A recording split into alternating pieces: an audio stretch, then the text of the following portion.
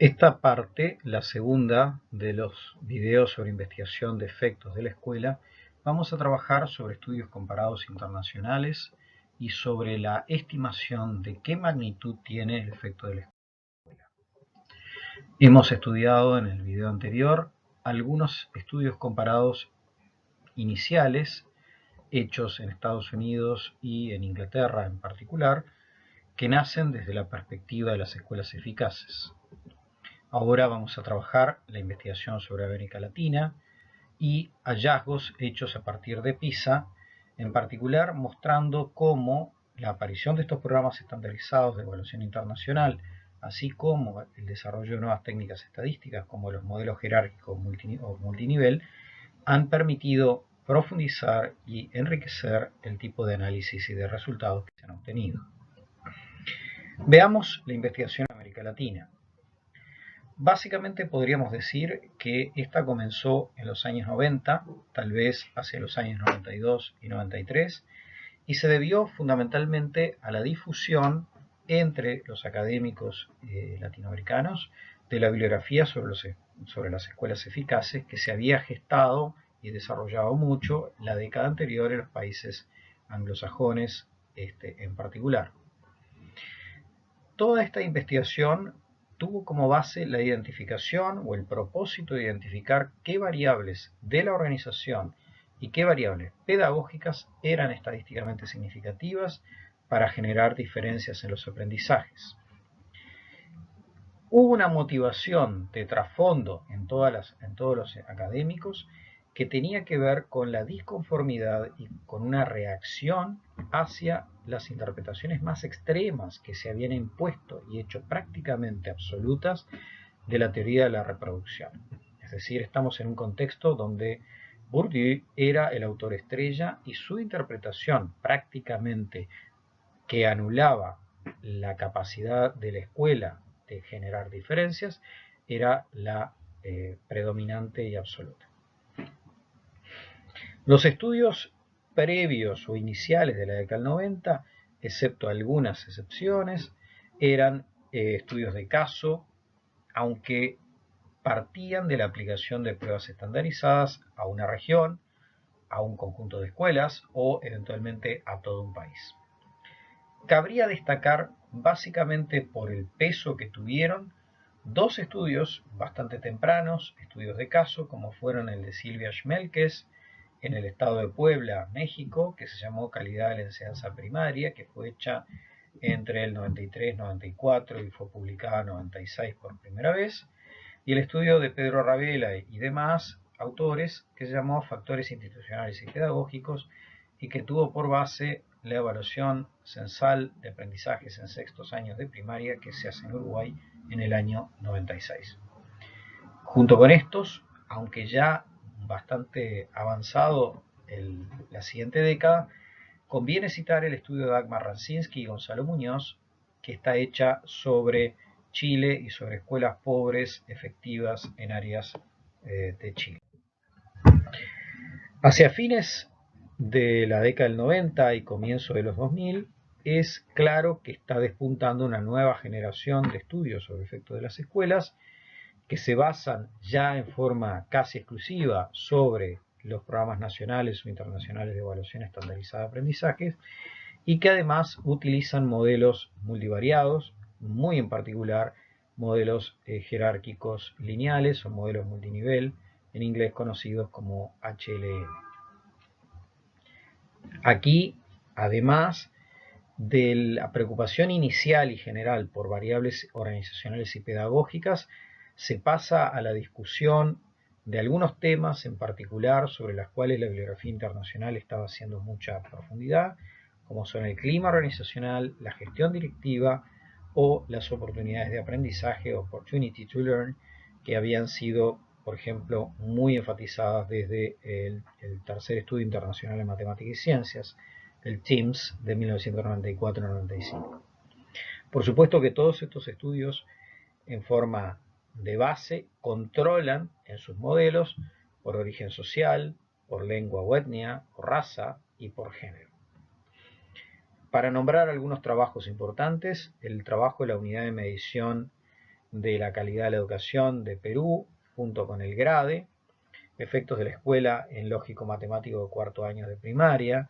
Este es un estudio del 2001, hecho con la evaluación del 98. El estudio de Rubén Servini, calidad y equidad de la educación básica en Argentina, hecho con el Operativo Nacional de Evaluación del 97. Del Prato, en Córdoba, determinantes del rendimiento educativo en el nivel primario aplicando una técnica multinivel. Santiago Cueto, también de Perú, oportunidades de aprendizaje y rendimiento en matemática en una muestra de estudiantes de sexto grado de Lima. Fernández, desigualdad educativa en el Uruguay, 96-99. Santiago Cueto, conductas, estrategias y rendimientos en PISA Perú. Digamos, junto con Ernesto Treviño, sociólogo mexicano actualmente radicado en Chile, y otros sociólogos en México y sociólogos, economistas y politólogos radicados en México o en Brasil, en Argentina, en Chile, en Uruguay, comienzan esta segunda generación impulsando estudios que ya se van a hacer estándares a mediados de los 2000. ¿Qué son los modelos multinivel para comprendernos? Son desarrollos estadísticos originales hechos casi en simultáneo en dos centros universitarios diferentes.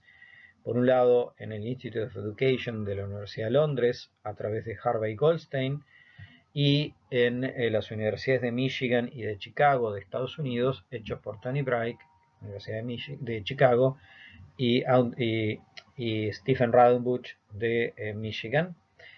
Son paquetes, son modelos estadísticos que además se transforman en software, en paquetes estadísticos, conocidos bajo la sigla HLM, Hierarchical Linear Model, o ML-WIN, Multilevel WIN, que hoy en día prácticamente se han dejado de usar independientemente y se han transformado en módulos añadidos a los paquetes más importantes de procesamiento estadístico, como son el STATA, el SAS o el SPSS. Estos paquetes estadísticos son avanzados en el sentido que surgen de una crítica a supuestos no sostenibles, no razonables, hechos por los modelos de regresión lineal y no lineal y por el análisis de varianza. Veamos fundamentos, consecuencias y digamos algunos resultados interesantes de los cuales después vamos a mostrar.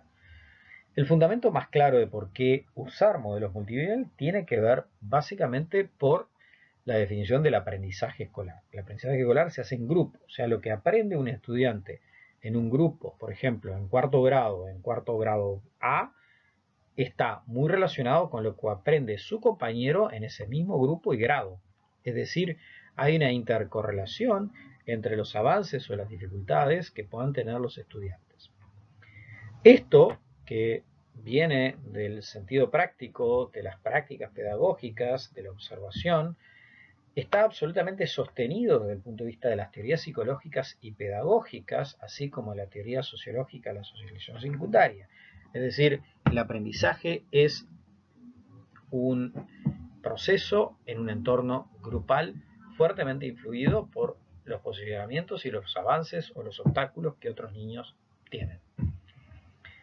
¿Qué consecuencia tiene esto? Desde el punto de vista del modelo estadístico, lo que supone es técnicamente que los términos de error, los épsilons de los modelos de regresión lineal múltiple, es esperable que tengan correlación de un tipo muy particular, es decir, correlación espacial. En consecuencia, no hay una varianza constante y por tanto es necesario corregir los modelos de regresión lineal para que funcionen de acuerdo a esto. ¿Qué es lo que hacen los modelos multinivel? Bueno, operan distinguiendo dos niveles de análisis, al menos dos, uno que serían los niños y el dos que serían las escuelas o los grupos.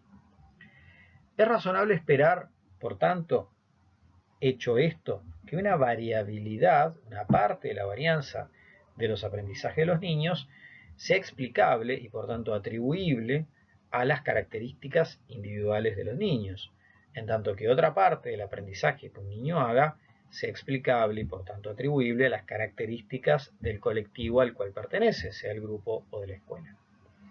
Esto supone que la técnica de modelos lineales, de modelos multinivel, comience haciendo lo que se llama una partición de la varianza, es decir, diciendo del 100% de la varianza, X porcentaje es atribuible a propiedades del niño y estas otras a propiedades de los colectivos. Esto es precisamente lo que se llama la construcción de un coeficiente de correlación intraclase o Intraclass Correlation Coefficient, ICC en inglés, que es el primer dato que entrega la estimación de un modelo multinivel, es decir, una partición de la varianza y una información sobre qué magnitud tiene la proporción atribuible a los colectivos. ¿Qué es lo que han permitido hallar los modelos multinivel? Básicamente acá tenemos 4 cosas que después vamos a ver con ejemplos concretos. Primero, que la magnitud en que la escuela incidiría en los aprendizajes, es decir, la parte de la varianza del aprendizaje atribuible al colectivo, es diferente en cada una de las áreas evaluadas. Es decir, no grandes diferencias, pero sí existen diferencias de magnitud atendibles. En segundo lugar, que a lo largo del tiempo el ICC puede mantenerse relativamente estable porque en realidad lo que está identificando es una propiedad estructural de los sistemas educativos, es decir, una tecnología, unas reglas y prescripciones institucionales, formación docente, infraestructura y características sociales de los estudiantes. Por tanto, es esperable que los ICC se mantengan relativamente constantes en el tiempo, de no mediar reformas fuertemente importantes. En tercer lugar, se ha descubierto que las variables que inciden en los aprendizajes en matemática no son las mismas que inciden en los aprendizajes en lectura, o sea, son dos conjuntos diferenciados, aunque no necesariamente totalmente diferentes. Y en cuarto lugar, se ha descubierto que las magnitudes de los coeficientes de correlación intraclase no son iguales. Vamos a ver, por ejemplo, este primer gráfico que refiere al primer estudio regional sobre calidad de la educación, PERCE, hecho con base a una evaluación estandarizada de la UNESCO en el año 1997. Lo que se están mostrando en estos gráficos es algunas variables que inciden desde el punto de vista organizacional en lenguaje y en matemática, lenguaje y matemática en cada uno de los casos. Se puede observar básicamente de la forma de las gráficas, cuando las barras están por sobre la abscisa son influencias positivas en el aprendizaje y cuando están debajo, hacia abajo son negativas, impactos negativos, es decir, que disminuyen el aprendizaje, que las barras tienen diferente altura, algunas están presentes y otras no, así como la magnitud en la que inciden es diferente. Es decir, hay cambios en el signo y cambios en la magnitud, cualquiera sea los elementos que se puedan emplear. Por ejemplo, la gráfica central se refiere a estrategias en el aula, es decir, de grupos multigrados, y clima del aula en el caso de la barra morada. Ambos tienen efectos positivos, significativos y de gran magnitud en los aprendizajes, pero es mucho más importante el clima del aula en matemática que en lenguaje. Este otro caso muestra particularmente, de nuevo, la idea de la variación entre países. Están, en este caso, las estimaciones de los coeficientes de correlación intraclase para Argentina, Chile, México y Uruguay, con base de evaluaciones circa 99-2000 en los 4 países. Aquí está en este renglón los coeficientes de correlación intraclase. Pueden observar ustedes que para Argentina es casi el 29% de la varianza puede atribuir a elementos de la escuela, y para Chile el 39, para México el 19 y para Uruguay el 31. Este cuadro está mostrando, informando la descomposición de la varianza para varios estudios hechos fundamentalmente entre el 95 y el 2000 en América Latina, y ustedes pueden ver aquí el laboratorio latinoamericano estimó que un 61% de la varianza en el conjunto de los 16 países participantes radicaba en las escuelas, es una magnitud muy grande, no cualitativamente diferente a lo mismo que se puede hacer o que hizo PISA con el primer ciclo de evaluaciones que hace en el año 2000 y con los 40 países participantes, casi 40, donde un 68% de la varianza respondía al nivel 2. Ustedes pueden ver que estas son las dos magnitudes más altas, a su vez hay bajas como Brasil para cuarto grado 97, Brasil solo el sudeste brasilero, o sea Santa Catarina y Río Grande do Sul, es un 12%. Está el caso de Islandia en TIMSS 95, en octavo grado, que reporta un 15%, y Estados Unidos un 16%. Frente a todos estos, Uruguay con un 30% parecería no estar como en la mitad de tabla. Esta es una gráfica que muestra la relación entre el PIB per cápita, un indicador de desarrollo global muy discutible, pero indicador del fin, y el coeficiente de correlación intraclase estimado con datos para cada país por separado que participa en PISA 2000. Acá arriba están Bulgaria, Perú, Hungría, Polonia, Chile, México, Macedonia, Indonesia, y acá abajo están Islandia, Noruega, Suecia, Dinamarca, Luxemburgo, el Reino Unido, España. La recta implica la relación observada entre estas dos variables, que como ven es una recta con pendiente negativa, informando de una correlación negativa. Cuanto mayor es el grado de desarrollo, menor es la magnitud con que la escuela incidiría en los aprendizajes. Rememoramos la tesis de Heinemann y Loxi. Hay una interpretación errónea del ICC que conviene aquí traer a colación y aclararlo, porque se produjo justamente cuando se desarrolla esta primera generación de estudios sobre efectos de la escuela, segunda generación, y cuando se introducen los estudios internacionales comparativos, que era entender que a mayor magnitud implicaba mayor grado de libertad en términos de política educativa y por tanto mayores posibilidades de incidir en los aprendizajes. La interpretación confundía, de hecho, lo que después se dio en llamar los efectos de tipo A o la diferenciación escolar con estrictamente el papel que la escuela tiene, es decir, las variables organizacionales. ¿Qué es lo que sucede? En el nivel colectivo no solamente están las variables organizacionales de la escuela, sino también están incidiendo de forma contextual o de forma composicional características estructurales de la localidad o del sistema educativo del que participa la escuela y características del alumnado promedio que participa de la escuela. Esto lleva a que, en general, hay que descontar en la diferenciación escolar aquello que es segmentación social, es decir, características contextuales o composicionales de la escuela, pero no directamente producto de la política educativa, de aquellos que podríamos llamar segmentación académica, es decir, aquellos que sí están en manos de la escuela y que son producto de la actividad deliberada, de la gestión directiva o de la actividad de la enseñanza. Muchas gracias.